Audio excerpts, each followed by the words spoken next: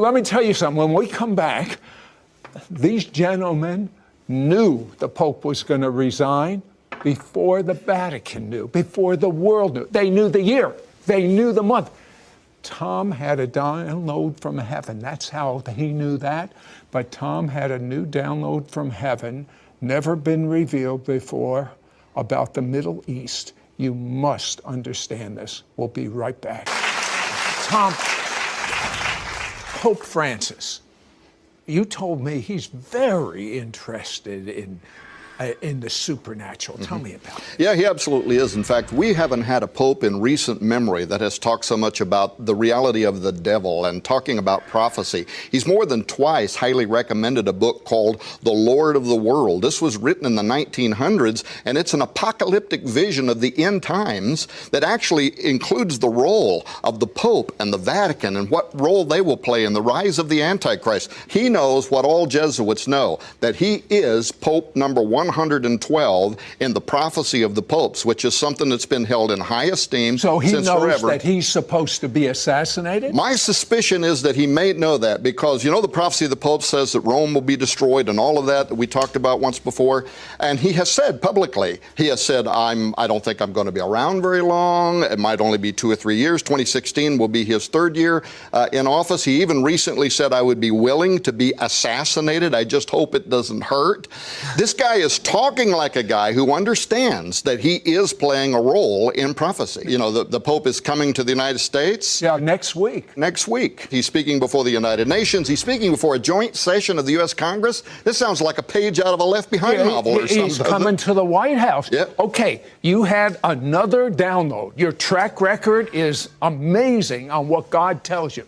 What did God reveal to you this time? Yeah. I've never before been willing to talk about this kind of stuff publicly because you need people that can believe, that operate in the supernatural, that understand the difference between fraud and real, and we don't have a whole lot around, so I've always just kind of stayed in my shell and shared it privately with people close to me.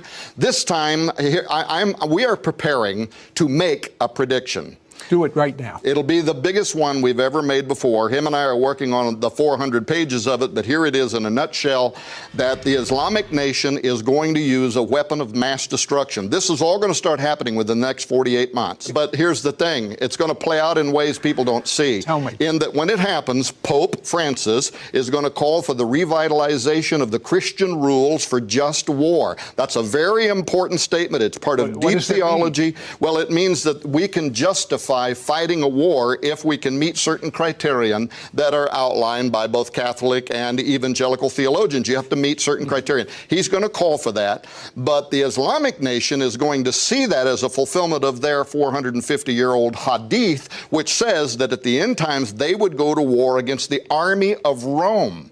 And people have thought, Rome doesn't have a big army. They're going to, because there's going to be a coalition army. It's going to be made up of the United States, United Nations, Britain, Muslim countries are going to come in, but they're going to see their Christian justification for this war through this call by the Pope, and that's why the Muslims are going to see this as a new crusade, the final crusade, a battle against the armies of Rome. The Vatican, in a rare move, says that it will support the use of airstrikes against ISIS militants, and that breaks a long-standing position of disapproving war. They released this statement: military action might be necessary, and, quote, intervention now, before it is too late. Joining me now is Francis Campbell, former British ambassador to the Vatican. Sir, welcome. Good to have you with us tonight. Thank you, Martha. How significant is this move and this statement by the Vatican? Martha, it's a very significant development. As you know, the Vatican and the late Pope John Paul II was firmly against the war in Iraq in 2003. This is a very significant development, but it's in line with basic Catholic teaching that in order to preserve peace and justice, force may well have to be used. And the words coming out of the Vatican over the last 48 hours are indeed very serious. A letter from Pope Francis to the UN Secretary General, asking the UN Secretary General and the international community to use all the mechanisms and international law at the UN's disposal to actually help avert this crisis, to help tackle it.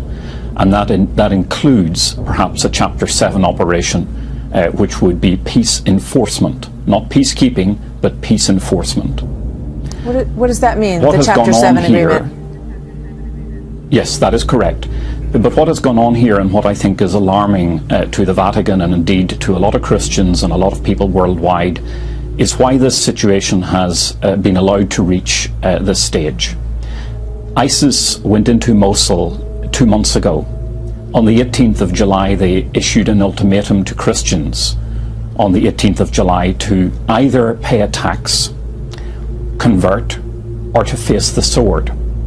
So we do have a crisis at the moment on a mountain, but we also have ISIS currently in control of major towns in northern Iraq, where there were, or indeed perhaps are, significant religious minorities, including Christians.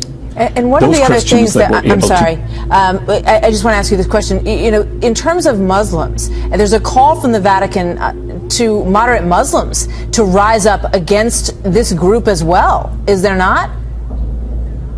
That is correct. The Vatican's Interfaith Department issued a statement 2 days ago, basically calling on people, in particular Muslim leaders, to show unity and to step forward and to condemn this in really unambiguous terms.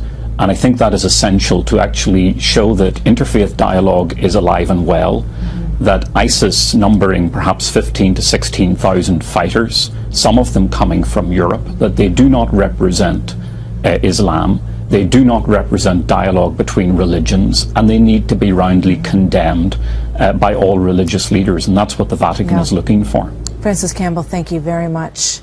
Queridos hermanos, la desunión es una herida en el cuerpo de la Iglesia de Cristo. Y nosotros no queremos que esa herida permanezca. La desunión es obra del padre de la mentira, del padre de la discordia, que siempre busca que los hermanos estén divididos. Hoy reunidos, yo desde Roma y ustedes allí, pediremos para que el Padre envíe el Espíritu de Jesús, el Espíritu Santo, y nos dé la gracia de que todos sean uno, para que el mundo crea. Y me viene a la mente decir algo que puede ser una insensatez.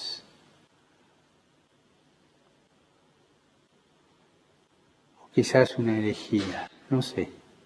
I don't know about you, friends, but when I hear the Pope say in advance, I'm about to say something that might be controversial or perhaps even heretical, I usually sit up, I want to know, what is the Pope going to say that even he admits might be heretical?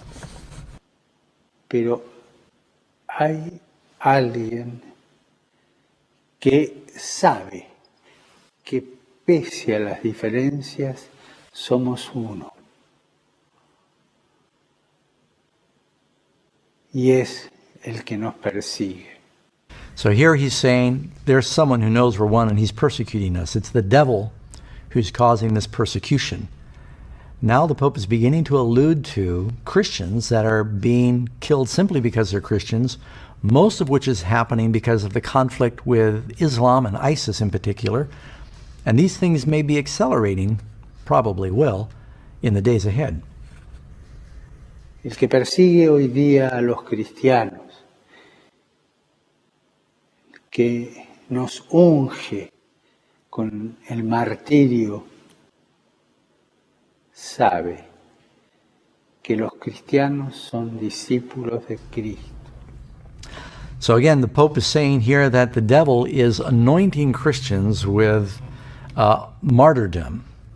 And I think as you see terrorism increase in incidents of Christians being persecuted and killed and beheaded by the growing and mounting controversy between Islam, or at least radical Islam, and Christianity, this is going to have a polarizing influence for Christians. And the Pope is setting himself at the middle of that right now, calling Christians to unite under the banner of Catholicism to resist this persecution of Christians globally. Que son uno, que son hermanos. No le interesa si son evangélicos, ortodoxos, luteranos, católicos, apostólicos, no le interesa. Son cristianos. So you notice this is really amazing that the Pope is saying it doesn't matter whether you're Orthodox, Apostolic, Lutheran, Evangelical, Catholic, that the devil views all Christians as just one enemy. And so since he views it that way, we need to just come together and to set aside our doctrinal differences and be united, since we're going to be baptized by this common baptism of persecution and martyrdom. This sort of paints a picture of what we can expect in the future.